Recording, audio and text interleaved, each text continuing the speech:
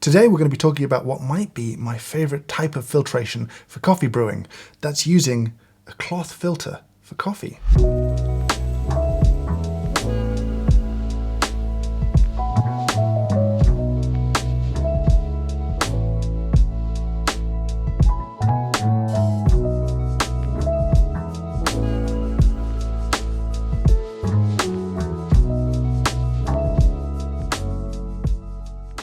Broadly speaking, there are three types of filtration for coffee. There's actually more, but we'll just go with three for now. The most common one, the one that most people are familiar with, is using a paper filter, something like a V60 or a Kalita or an AeroPress, and paper does a really good job of filtering out all of the fine pieces of coffee, all of the big pieces of coffee, and usually all of the oils as well. At the other end of the spectrum, you have metal filters, something like a French press. That's a big metal screen, and that will typically let through more, especially more very fine pieces. Cloth, for me, is the best of both worlds. It sits right in the middle. It doesn't let through any fine pieces of coffee, so you have crystal clear looking coffee, but it does let through, I think, a little bit more of the oils. You have a different texture when it comes to the brew. Cloth filters are very common around the world. You'll see things like this, often called Nell drippers in places like Japan. You'll see things like coffee socks in lots of parts of the world, which is just like a long bag that you brew coffee in. The reason I love it is this perfect kind of hybrid of clarity and texture. And while you might think you'd want to use it for heavier bodied coffees, I actually like using lighter bodied coffees in there, things like washed Ethiopian coffees or washed Kenyan coffees, because it gives them this extra kind of richness and heaviness, and makes me want to use all the words that give people like me a terrible reputation for just talking nonsense about coffee. But I can't stress enough how much I love cloth filtered coffee. So you might be thinking, if it's so good, why wouldn't I just use it all of the time? They have a bad reputation for kind of a good reason. It's not that they can't brew coffee. It's not that it's difficult to work with. It's difficult to clean and to keep clean. Maintaining a cloth filter is annoying, frustrating, hard work. And for many people, it's not the return on investment that they want. For that extra work, it is the improvement in your coffee enough to justify how much work you have to do. Now, many people don't do the work and have a bad experience because it's really easy to make a cloth filter taste bad.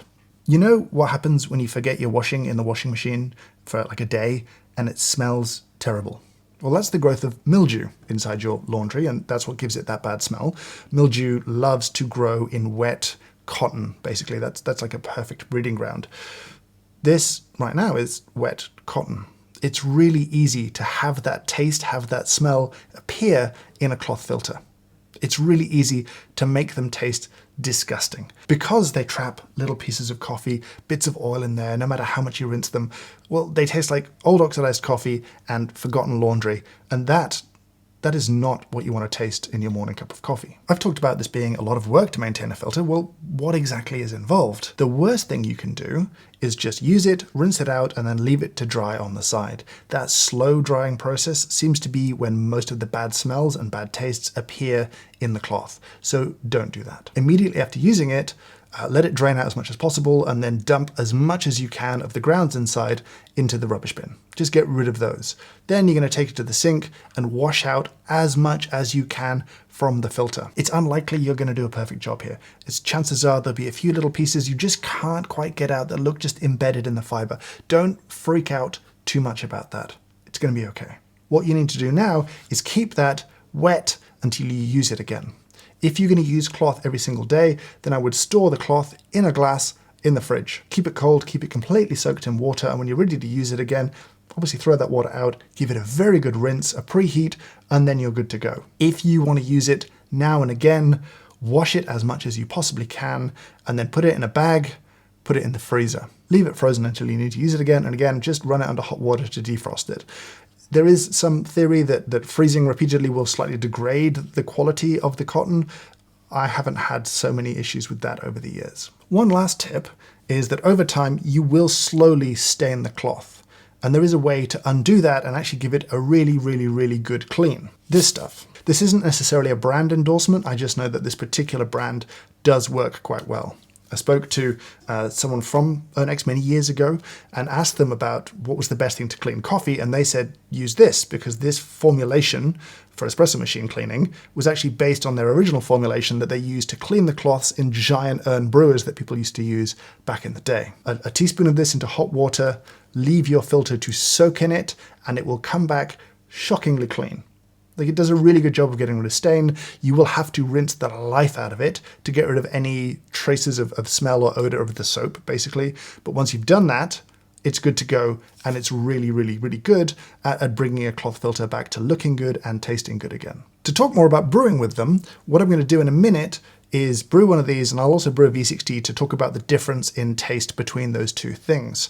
But before I do that, I've got two things to talk about. Firstly, this video has a coffee giveaway. If you can't afford coffee right now for whatever reason, whatever's going on in the world, well, enter the competition below. I'll pick 10 people anywhere in the world that I can ship coffee to, and I'll ship you a bag of coffee. And I do that because this video has a sponsor. This video is sponsored by Squarespace. If you need to build a website, then I would recommend using Squarespace. Sometimes I just have an idea, and very quickly I can sign up for a free trial, take one of their beautiful templates, and build something really, really quickly. It's simple and it's intuitive. It doesn't matter if it's going to be a portfolio or a website for my book or an e-commerce store. Squarespace has all of that stuff covered. And what I really love is that in terms of ongoing maintenance, it's really just about creating more for your website. It's not about patching things, installing things, worrying about things. It's easy and it's worry-free. But don't take my word for it. If you're curious, then just use the link down below and sign up for a free trial. And after 14 days, when you're ready to launch and you've built something beautiful, use code James Hoffmann. You get 10% off any website or domain. Thanks to Squarespace for sponsoring this video. So let's brew some coffee. I'm going to brew this almost identically to how I brew a V60. If you don't know how that works, look up here. So bloom, 2:1. Just like the V60, I'm going to give it a gentle swirl, just to mix everything together, make sure we've got no pockets of dry coffee causing trouble. Now, a lot of the time in different parts of the world, you'll see a lot of different techniques. Some people like to keep a very low bed. That doesn't bother me as much. I don't mind filling the filter up a little bit more like I would do a V60. I like that higher thermal mass, and I don't worry about water leaking out of the sides of the cloth. If you look at it, you can actually see very little is coming through the cloth. Mostly it's filtering through the coffee and out of the bottom. Now, a cloth filter has a little bit less resistance. That means your brews will be a little bit quicker. And obviously it has a little bit less resistance because it lets through a little bit more. It's literally bigger gaps between the fibers than there are in paper. As such, with the same grind that would produce, say, a 3-minute 30 brew for 30 to 500 on a V60, well, here it might brew in 3 minutes.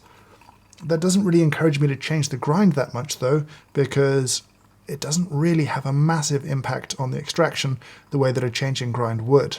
However, if you do want to go a little bit finer, that may just bring out a little bit more texture and up your extraction a little bit if you feel something is missing. So that brew finished just under 3 minutes, like 2:55, which is about what I'd expect for the same grind size that would produce a 3-minute 30 brew in a V60 with one of the quicker V60 papers. Generally speaking, I would let this cool down enough to touch before I try and clean it up. I don't worry too much about staining or that kind of stuff because that's easy to fix later.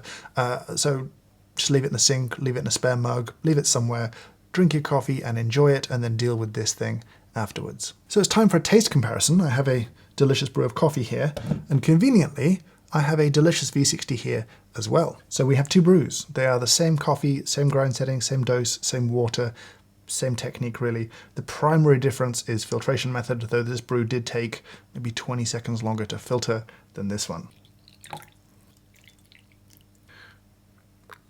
Now this is quite a light roasted coffee. It's quite a light bodied coffee. It's a washed Ethiopian coffee.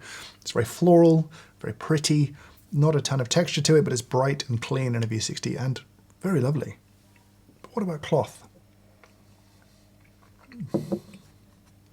Oh, so good.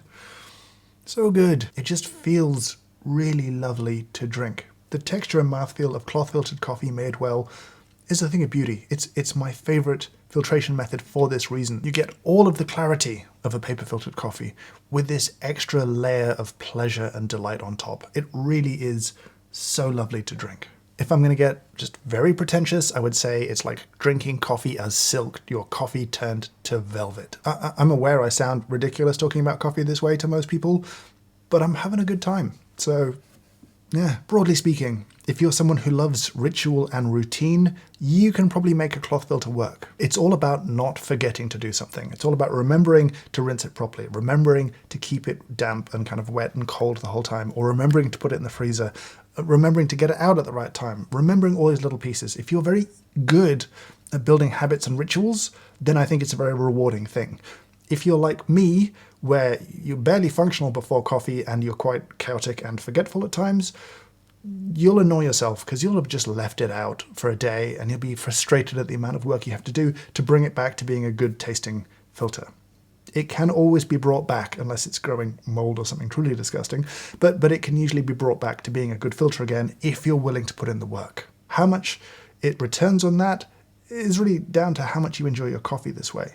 I really do enjoy coffee this way, and so it's right on the cusp of a return on investment of my time. I use paper, I like paper because I like the brew, and it's easy. And actually that matters to me, and I'm okay with that. The results from cloth are wonderful. If you have the chance to try it, please do, but just know what you're getting yourself in for. But with that extra work, there are definitely wonderful rewards. I'd love to hear from you. Are you using cloth at home? Have you tried cloth? Did you love it for a while and then just give up because of the work involved? Did you come from a family that brewed with a kind of big old coffee sock that just brewed really nasty, dirty tasting coffee the whole time? Did you know there was a better way and that it could do beautiful things to coffee? I would love to hear your thoughts. I'd love to hear from you down in the comments below. But for now, I'll say thank you so much for watching, and I hope you have a great day.